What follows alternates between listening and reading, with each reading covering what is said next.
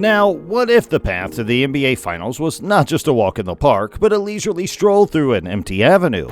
That might just be the story of the 2024 Boston Celtics. They've secured their spot in the Eastern Conference Finals, dominating each game with such ease that it seemed like a foregone conclusion.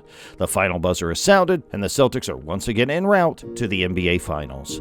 Countless hours have been invested in analyzing playoff history, comparing the 2024 Celtics journey to that of every finals team before them. In today's episode, we're diving deep into these pressing questions today, so get ready. The NBA playoffs have been nothing short of thrilling this year. The Denver Nuggets started strong by sweeping a team led by one of the greatest players we've seen. It was a statement win for the Nuggets, but their joy was short-lived, as the Minnesota Timberwolves stepped up their game and outplayed them in the next round. Then came the Dallas Mavericks, who breezed past the Timberwolves with ease. It seemed like they were on a path to glory, but they met their match in the Boston Celtics. The Celtics, with their 64 wins this season, have shown that they are not just another team in the league. They remind me of the dominant Golden State Warriors from 2017 and 2018, who had a clear upper hand against the Cleveland Cavaliers. Now, as we watch the Celtics play, it's clear they're in a league of their own. They make the Mavericks look outclassed, and it's not just about winning games. It's about how they win with such dominance and control. It's like watching a master class in basketball. But what's interesting is what's happening off the court. The media has been buzzing with talks about a rift between Jason Tatum and Jaylen Brown of the Celtics. It's like they want to create drama where there might not be any. This all started when the Celtics swept the Pacers and Jaylen Brown was named the Larry Bird Eastern Conference Finals MVP. If you look at the numbers, Tatum had better stats across with points, rebounds, and assists, but Brown had moments where he shined brighter, hitting crucial shots when it mattered most. That's probably what swayed the voters to give him the MVP award. However, just before Brown was announced as MVP, Tatum seemed to expect that he would win it himself. His reaction caught the media's attention, and they suggested he wasn't happy for his teammate. But honestly, I think it was blown out of proportion. The rest of the team was ecstatic for Brown, and that's what matters most. They showed genuine happiness for their teammate's success, which is what team spirit's all about. The drama in the NBA is not just limited to what happens on the court. Sometimes it's off-court antics that catch our attention. Take, for example, what happened after Jaylen Brown was awarded the MVP over his teammate Jason Tatum. It could have been a controversial moment if there had been a dramatic build-up to the announcement. Imagine Tatum walking up expecting to receive the award only for Brown's name to be called out. That would have stirred up quite the storm. But now, let's talk about Jason Kidd, the head coach of the Mavericks, and he's not just any coach. With his impressive background as a player, he knows the game inside out. He even knows how to play mind games, like that time he had his players bump into him to spill his drink for an extra timeout. Or after a disappointing loss in Game 1, Kidd was asked about going against Jaylen Brown. His response was strategic. He called Brown the best player, which was a clear mind game aimed at disrupting the Celtics' unity. Tatum has always been seen as the star of the Celtics. He's a perennial MVP candidate and has been on the All-NBA first team multiple times. Brown, while an incredible player, hasn't been in those discussions as much. So when Kidd made his comment, it was more like than just praise for Brown. It was a calculated move to try and shift Tatum's focus from team play to individual accolades. And the media didn't miss the opportunity to stir up drama. They asked Tatum about Kidd's comments, putting him on the spot. It was like they were trying to create a rift between Tatum and Brown right in the middle of the NBA Finals. But here's what I think about all this. It's easy to get caught up in these stories, but at the end of the day, it's about basketball. It's about how these players come together as a team and show us what they're capable of on the court. So let's not get too distracted by off-court drama. Let's focus on the game and appreciate the talent and teamwork that these players bring every time they play. Recently, Jason Kidd, a respected figure in basketball, made a bold statement. He said twice that you're the best player on the Celtics, and this comment was directed at Jaylen Brown, and it caught everyone's attention. Now when people hear such statements, they can't help but wonder about the impact. Did Kidd's words affect the team's dynamics? Did it put extra pressure on Tatum? The Boston Celtics two stars handled the situation with grace and didn't let the media turn it into drama. So let's look at the facts.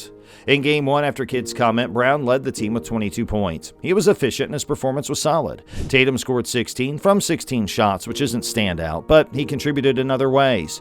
Game 2 saw a united team effort from the Celtics again, but this time it seemed like Tatum was trying harder to score. He took more shots, 22 compared to the 16 in Game 1. It looked like he wanted to prove something. Despite Tatum's increased attempts to score, there was no controversy because the Celtics won. It would be an overreaction to say Tatum feels jealous of Brown or that he wants to ensure he remains seen as the best player in the organization. So now let's address the second question about Kidd's statement. Is Jaylen Brown actually the best player on the Celtics? This is where personal perspective comes in. Most fans would say Tatum's more talented. He plays with a smoothness and has a range that seems more complete than Brown's. But Brown has drive and athleticism that can't be ignored. He imposes his will on games effectively. During the regular season of 2024, Tatum was clearly better statistically. He led in points, rebounds, and assists with efficiency rates close to Brown's. So why did Kidd make his statement? Maybe it was to motivate both players, or maybe it was just his honest opinion. In sports, especially basketball, opinions about who is better can change with each game. When we dive into the numbers beyond the basic stats, we see a clear leader emerge in scoring efficiency. Jaylen Brown stands out not just by a small margin, but by a significant one. It's interesting to note that while Tatum leads in the stats that everyone checks after the game, Brown's the one who's really pushing the boundaries when it comes to making those shots count. Jason Kidd's recent comment stirred up quite the attention. He claimed that Brown's the Celtics' best player. Now, anyone who saw Kidd's expression could tell he was having a bit of fun with the statement. The commentators picked up on it too. They suggested that Kidd was indulging in some gamesmanship. It's almost as if he was trying to play mind games with the Celtics. But let's be honest, these tactics are old hat for teams like the Celtics. Their key players are seasoned pros who have seen it all. That brings us to an intriguing point about how the media can influence teams in the NBA. History shows us that yes, they can have an impact. The Lakers' early days with Kobe Bryant and Shaquille O'Neal serve as a stark reminder. The media didn't just create drama, they amplified it to the point where it contributed to Shaq being traded away. This move effectively ended what could have been an even longer period of dominance for the Lakers.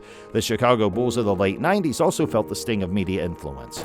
Reports of tension between Michael Jordan, Scottie Pippen, and management were rampant. Many believe this media frenzy played a part in disbanding a team that had secured 6 championships. In more recent times, we've seen Russell Westbrook painted in a less than favorable light by the media. Yet if you ask his teammates, they'll always tell you that he's an excellent team member. Despite all this media noise, it seems like the Celtics are unfazed.